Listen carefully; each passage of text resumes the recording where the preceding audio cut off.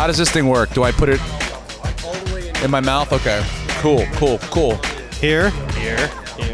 Cheers. Here's to a better year. This fall. This is great. But tonight is even going to be better because football time.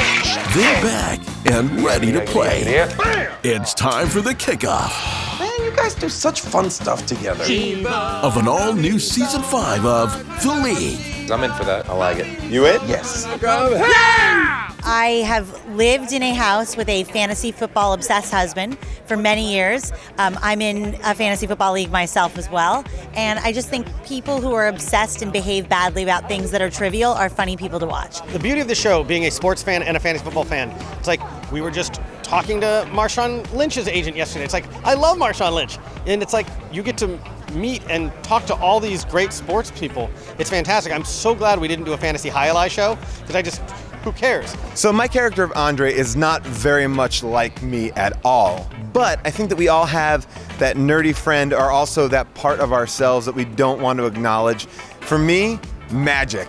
I love magic. I'm a sucker for magic. Certainly there's elements of that character that are unhinged in a way that I appreciate and that I like and that are certain part of some weird fantasy life that I would have for myself where I get to be a sociopath. So I started the show with a finger in my butt from my ex-wife. So that really is the proper way to kick it off. And I think that set the trajectory for Pete, you know?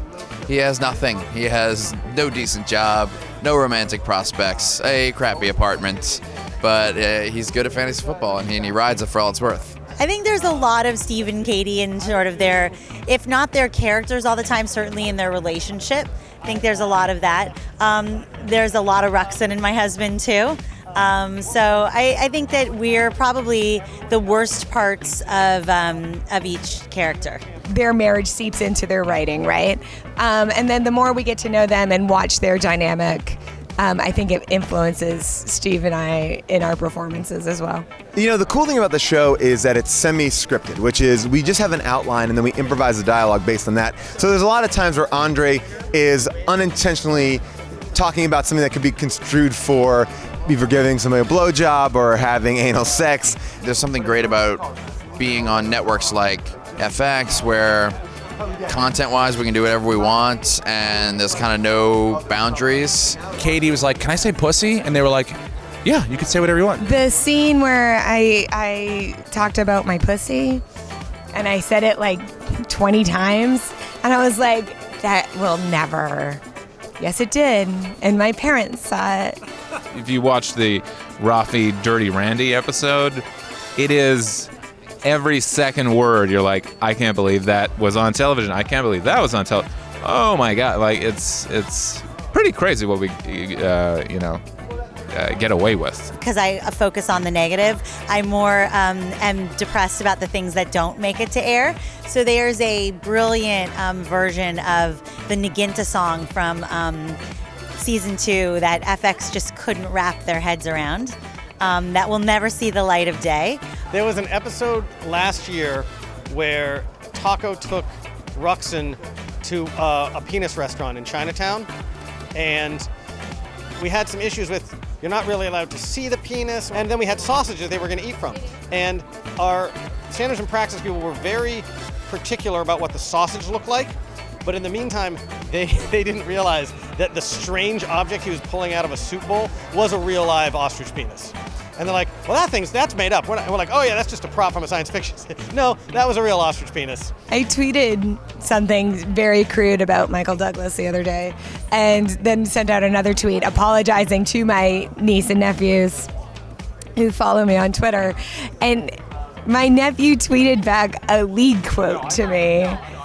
And I was like, oh no, I have ruined this child. Champagne living and caviar dreams rolling 18 inches deep. The League hits the road. This place is nice. I should wear my good flip-flops. What are you doing, man? You said take care of the car. So you lit it on fire? That's what take care of it means. I wasn't handed a script in which I died. Seth Rogen and I wrote that episode, so we created that reality. We wanted there to be something at the end that had really weird impact. I have a fantasy football, I wouldn't say it's a problem, but it's definitely it's I play a lot of fantasy football. I play in a league with my high school buddies. I play in a league with these dummies. I play in a league with some other fantasy football experts, if you can call anyone an expert at fantasy football. You know, and a lot of people go like, well, but I'm not a sports guy. It's just like Dungeons and Dragons, but with like football players. That's it, you know? I've never played fantasy football. I'm one of the only people on this crew that doesn't play.